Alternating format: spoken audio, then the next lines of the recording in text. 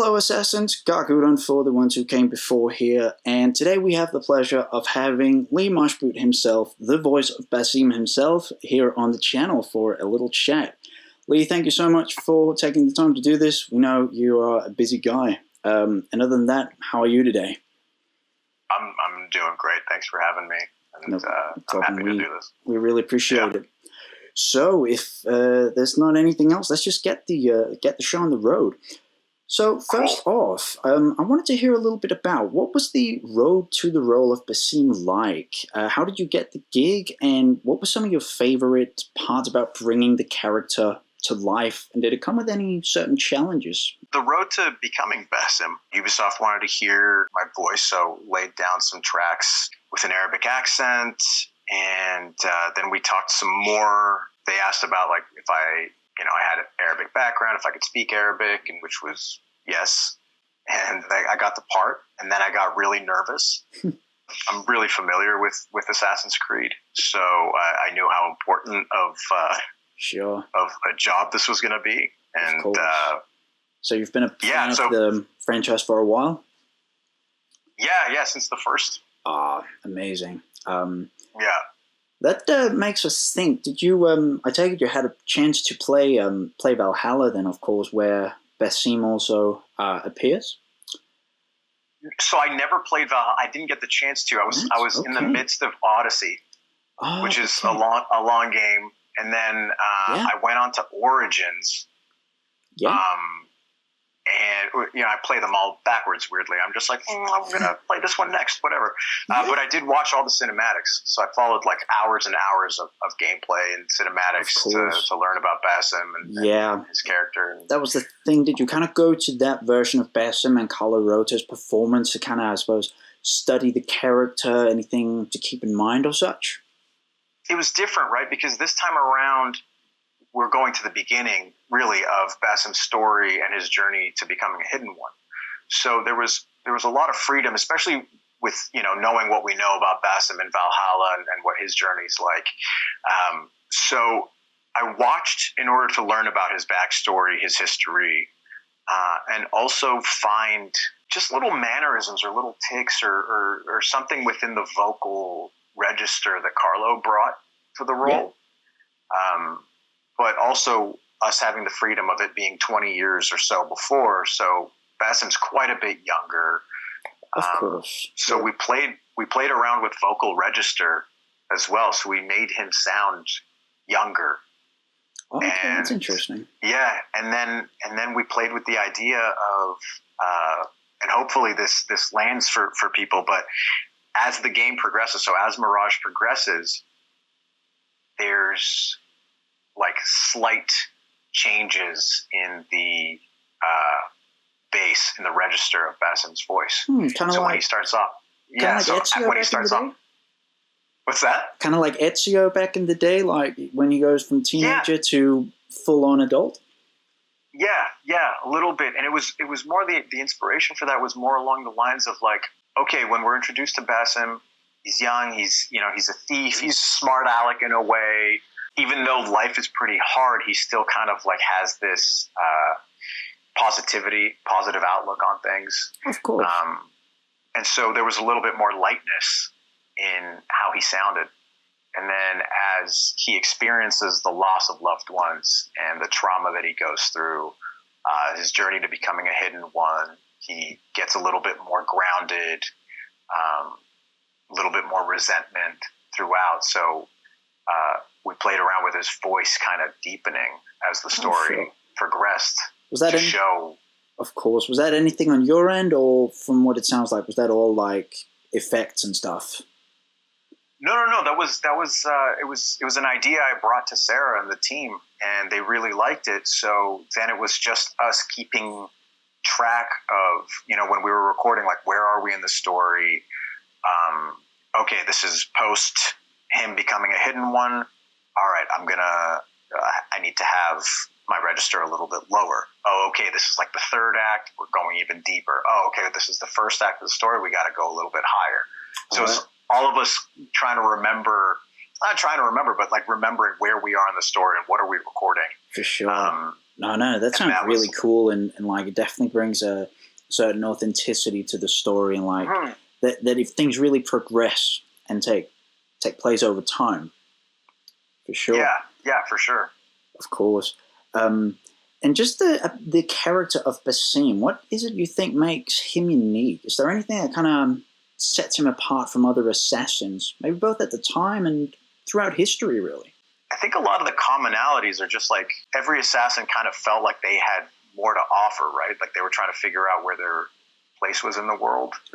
I mean, we've never had an assassin that we were introduced to in the future and then go back and kind of realize how he became who he became. But I think we've never had an assassin who's had the, let's say, the challenges that Basim has had later in life, if that makes sense. Yeah, that's interesting. People that play Valhalla will know what I'm talking about. Of course. The night terrors, him being haunted by the djinn, I think that's quite different than anyone that we've had, right? Am I mistaken? No, you may be right about that. I think you are. Yeah. I also suppose that Basim is, he's an early assassin. It's back to when they're just called the Hidden Ones. So yeah. I suppose the creed, like the Codex, hasn't really taken shape the way it has like 600 years later when we introduced characters like Altair and Ezio and all those great guys and gals. Yeah, because Altair is what, about 300 years after Third Valhalla? Crusade. Yeah, late 1190s. Right. So it's 300 years after Mirage. Yeah, so I mean, it's true. I mean, you had Bayek was what, the first? Like they developed the Hidden Ones? About 50 before Christ. Yeah, and then is Mirage the first game? Yeah, Mirage after Origins chronologically. I suppose so. Okay. Yeah. So Basim, Roshan, I think that's your first meeting into like when the Hidden Ones are established, deeply established, just before the Brotherhood and the Assassins. Because also, like, in terms of if there was anything that sets Basim apart, every assassin throughout every game have always had their, like, I suppose, not on interpretation, but they follow the creed in their own ways. Some are more, like, traditional than others, if that makes sense. Mm-hmm. Like, some question the creed more than others, and et cetera, et cetera. I do think Basim questions it to a certain extent. Like, I think there are moments where, I think he questions, and this comes later in the game, where he questions Roshan a little bit with regards to the creed and how, we only use it in certain instances, but when we're going to go do this thing, oh no, that the creed doesn't play into that.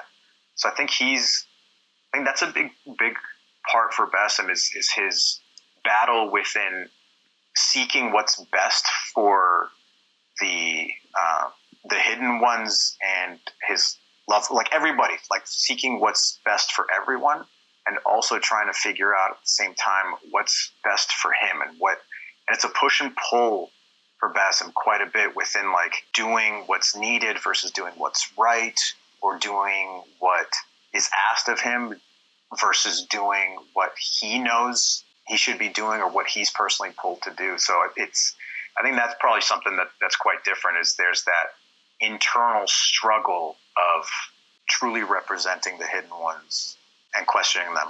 That makes perfect sense, because if you remember, even from the early days of Altair, there was always that, like, sure, there are these tenets of the creed, but do they really justify our quest for peace? Are we really better than the enemy? And I think all the assassins, all the great characters have had that, right? Where they're trying to figure out, like, okay, cool, great, these are the rules, but should we be following? Like, is it black and white, or is there some gray? That was, if you played that one, what I love about Rogue to this day still is really, the way it portrays the assassins as the bad guys for once, and really shows the hypocrisy of the creed.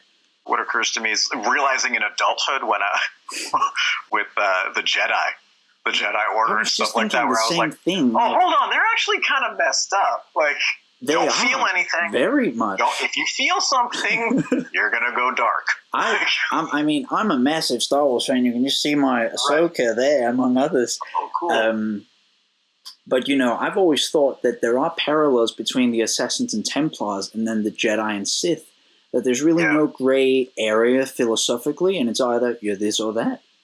So with Rogue, was it kind of like more of the gray area? Or I don't know if I ever played Rogue. Oh, it's such a great game. I would say the best one story. You're on the side of the Templars, right? Yeah, you are an assassin. Yeah. You start out as assassin. You realize that they are total hypocrites, so you start getting in league with the Templars. But for a while, the main character, Shay, he's not really a Templar, like in the sense that he doesn't really fully believe in their goals either, but he cannot support the Assassins either. Right, okay, gotcha. It's basically after Shay's responsible for what turns out to be the death of thousands and thousands. So, yeah.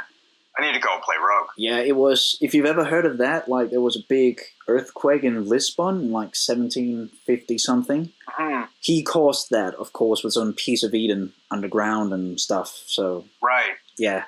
So that's blood on his hands, and that just throws him into a whole philosophical crisis. On his hands. Yeah. You mentioned before that knowing Arabic was kind of a big part of what ultimately got you the role here. And how important was it to you and the Ubisoft team there that Basim spoke the native language for a touch of authenticity, I suppose? I think it plays a huge part. I mean, I don't know, what's the alternative in that sense? You know what I mean? Are you going to hire someone that can't do the accent, can't speak the language, but they're supposed to be from that time in that place and fully know you know what I mean? Yeah. And so it was hugely important for authenticity for sure. And also my own connection to being Middle Eastern, obviously brought an element of that and my own struggles within my identity around that. And funny enough, I had gone through a journey of self-loathing and resentment around that part of I don't want to be Middle Eastern. I don't want to be this, due to racism or whatnot. And then throughout the last few years of my life was kind of finding that love again for, my background and my culture and the language. And about 7 months before I got the opportunity on Mirage, I started to relearn the language. Talking with my mom and going through kind of grade level stuff at the beginning, you know what I mean? Relearning how to read and write. And then this opportunity came about and it was oh my gosh, talk about serendipity, talk about meant to be. Of course. And because had this opportunity come 7 months before, I wouldn't have been as confident. I would have been oh man, I don't know. Oh yes. Yeah, for sure. I can do the accent, but the Arabic speaking and stuff, I don't know. And it was really, really important that we have the language and authentic. I mean, more than anything, Baghdad, like I said, was a melting pot. So they had authentic Chinese representation in the game and Persian and Turkish and Roman and Greek. If you pay attention, you'll hear some of those languages within the markets, within different areas of Baghdad and the outskirts. Yeah. Now, what I also think is cool about, getting you and others who fully speak the language is translations can fail ultimately, I suppose. And we've seen that in Assassin's Creed, in the Ezio trilogy, yes, Roger Craig Smith did a fantastic job and, fantastic accent. But then actually Italians have, translated what he says and that is not what he's saying. Right. One of my favorite games, I'm sure you've heard of, Grand Theft Auto 4, where the protagonist is Serbian. That was also an American actor they got, and they speak Serbian, but then you actually look at it as that is not, it's kind of what he's saying, but it's not fully what he's saying. Right. It's broken. It's a little bit broken. Yeah. It's so it's Serbian as a second language. Add something to just have, fully native speakers, for sure. Well, the challenge too with Arabic is that the region of the world that speaks is so vast, and the dialects change drastically depending on where you are in the world. So, my background is Lebanese, so the Lebanese dialect is quite different than Egyptian dialect or Iraqi dialect or Saudi dialect. And so there is a generalized kind of Arabic, and it's more of like the older Arabic, which is what the game went for. So there were times where like I was going through a challenge of like, oh, okay, I need the context here. And fortunately, I'm blessed to have an amazing mom who was always willing to be like, okay, let's hop on a call. Let's go through these lines. And at times she'd be like, okay, this is really old. This is really old Arabic. But we'll figure it out together. So it was, again, like kind of getting the opportunity to like how cool, like I would have thought, hey, I'm working on a video game, getting help from my mom. We're sitting actively kind of, fitting the pieces together of like, oh, okay, this is the intent. This is what the words are. This is how they go together. Cool. And then we're off to the races. But like you said, I think context and translation really does matter, because there would be times where, fortunately it would be like, okay, cool. Here's the translation. It would be like, oh, hold on. That doesn't fit quite right. Here's what it probably should sound like. And then the team would be like, okay, cool, let's try that and see. And then they would, okay, cool. Or you realize, oh, right, the intent behind it was wrong. Say it as written. I suppose so. I mean, I also suppose that, of course there are, so many brilliant translators and everything, but then again, having like a native speaker do it, we'll also add, like, I suppose if there's any, regional, like, slang language or something which a translator may not be aware of, you know what I mean? Well, also depending on what you're going for, like, you know what I mean? Like, if we were going with a game that was more current times and taking place in Lebanon, there's way more slang Arabic that you wouldn't use if you were somewhere else in the world speaking the language. And then, so it's like anywhere. Like, I mean, if for instance, in the UK, like it depends. Like, are you in Ireland? Are you in Scotland? Are you in Wales? Like, what region of England are you in? Even because the slang shifts, from region to region. So London alone has like 20 accents or something. Yeah. So it really does come down to, okay, cool. We pick, like, what are we going to pick? And fortunately, I mean, with Assassin's Creed, it takes place in, the 800s. So you have that older universal Arabic that we were using. Oh, yeah. And for me also, I was fortunate that I didn't, like they have an amazing cast that did the all Arabic dubs and stuff. But, for me, it was fun to be able to like pop into the language here and there as Basim, speak the English and then pop in with the Arabic here and there, and greetings and certain things. Well, that makes sense. I don't know how much you can say about that, but is it kind of like Ezio back in the day that, like by default it's English, but then like, the confessions or nodding to someone on the street, that'll be in Arabic or something? Yeah, so there's definitely times where, and I think it's either, I don't know if it's triggered by the game or if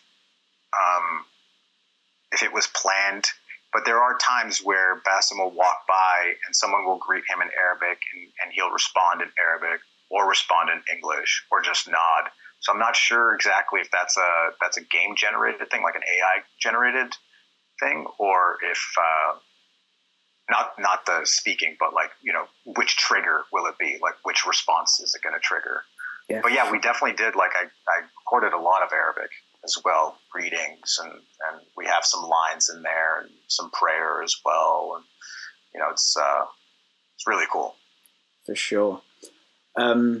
Yeah, overall, it sounds like the road to Basim was quite the journey, both in preparation and stuff. Is there anything you had to like keep secret for a while, like after landing the thing? You often hear about that. Yeah, I've had to keep a lot secret. Of course. So, yeah, and I still, like, out of fear, keep it secret because I'm like, I don't care when the embargo lifts. I don't want to be the one that says anything. I know, of course. But we all know, like, if you've played Valhalla, you kind of know where the story's going a little bit. Hopefully you're, even with knowing that, you're in for a surprise. For sure. Yeah. I wanted to also hear a little bit about, your thoughts on the Assassin's Creed community. Like, how has the response from fans so far been? And is there anything that, like, specific you feel like shines when it comes to the fans showing their passion, maybe also in terms of fan projects like art or cosplay, which the community is famous for? Look, something I've made sure of my whole career has been to engage with the fans, because I personally, I believe that you don't get much of a career without fans backing you. And I've found there's so much positivity in the Assassin's Creed community. So many people were on board hearing that, I was going to be voicing Basim. So many of them just like so happy to see that we're going back to the smaller gameplay. We're going back to the kind of like earlier vibes. It's way more stealth based, and just the passion too. Like you said, the cosplay, the fan art, it never gets old. Right? I'm always moved whenever someone will tag me on an art piece. That's something I tell people too, is like, if you're drawing an art piece, like tag me on it. I will like it. I will retweet it. I will share it, because I find that art is so important, and it gets judged a lot. And a lot of people have a lot of difficulty finding the courage to share their art and their cosplay and everything. And I'm always 100% on board. I find it so cool. For sure. And like you say, this community is nothing short of, so many talented creators, and so talented. It's never been throughout the years.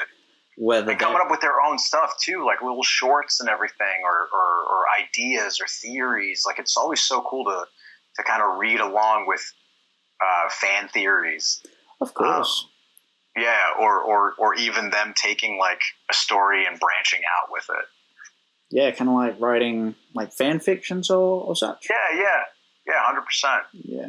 There's some great fan fiction out there, man. For sure. It's crazy. I would say that is like something that, like, if a bigger universe, whether that is like AC or Star Wars you mentioned, can like by on its own kind of go into like spin into that fan fiction territory, create that's just a sign you have created a great franchise. 100%. You've done a lot of interesting acting projects over the years now. Is there anything that kind of like separates voice acting in games from, I suppose, real acting in like shows and films and stuff?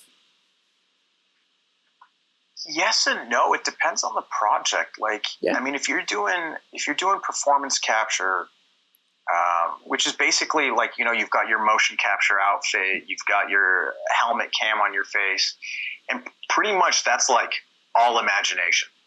You know what I mean? You're not really engaging with much. So that one was, learning to do that was quite a challenge, but also I think just being open to like, okay, cool, we're going back to being a kid here. We got to picture everything. There's tape on the floor. That's a wall. Don't walk through that. And then the challenge with voiceover when you're strictly doing voice is, I think for me, I'm constantly surprised at how far you can take your voice in order to convey an emotion. So what'll happen in film and TV is like, okay, cool, like the camera's really close, you got to kind of like bring it down a little bit and just trust that it's all on your eyes. And so when I first started to do voice acting, I would bring that strategy to the audio session, to the recording session. Yeah. And they'd be like, no, you got to go harder. You got to go stronger. And I'm like, right, but won't it sound like overacting? And they're like, no, this is your voice. People are going to hear your voice. So throw your body behind it, really put some intent behind it, and learning that you can really emote. And as long as you're not making too much noise with your body, just move around and really, if you're throwing a punch in a animation or a video game, like really put it behind, like throw your body into it, so it registers in that voice. Like you said, that voice acting, even though it may sound simple, it really is an art form on its own.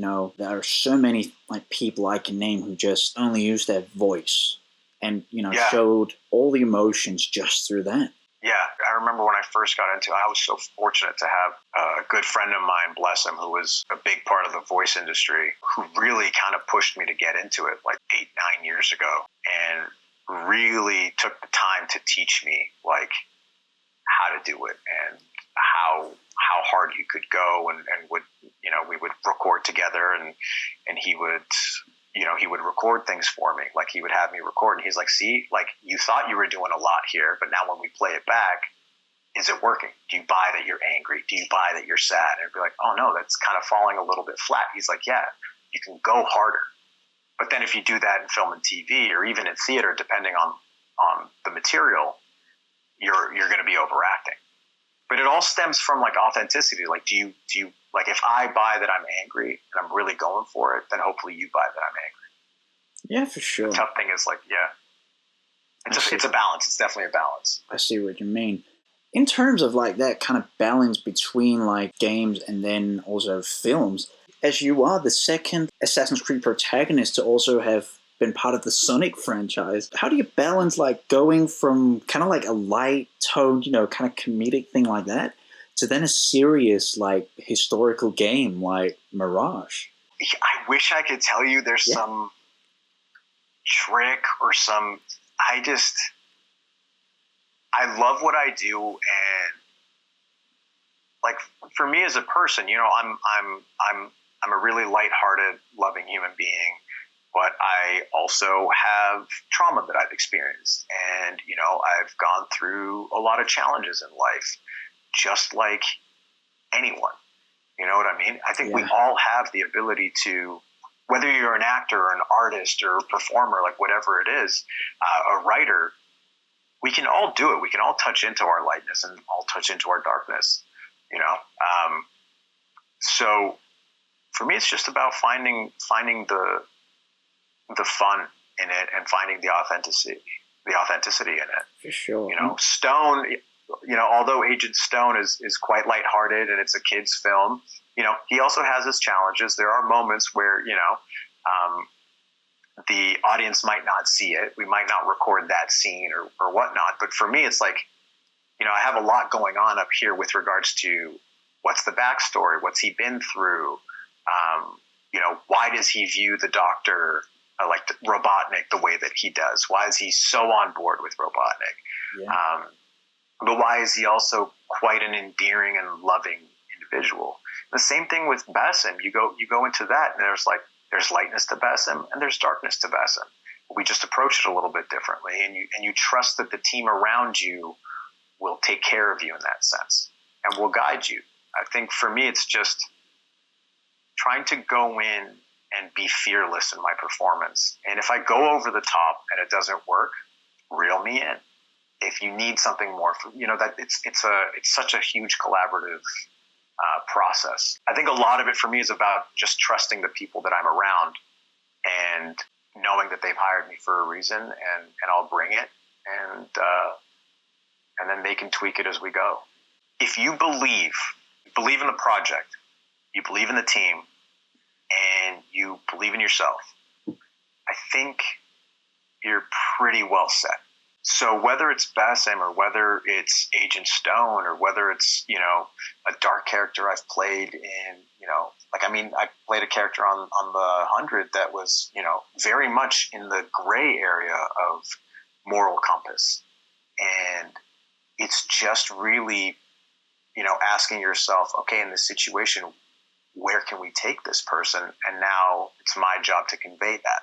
Unfortunately, people find something that you did well and then want to lump you into that box of like, oh, okay, that's what they do. And it's like, no, I'm an actor. Let me show you, like, I've got range. Let me show you, like, what I can do between A and Z. Like, there's the whole alphabet. Let's play around. Like, I might not be the right puzzle fit for this one, but give me a shot at the next one. I see. Like, let me show you that I can bring authenticity to it. This role of Basim, like, how has it evolved you as an actor, and do you have a message for the players?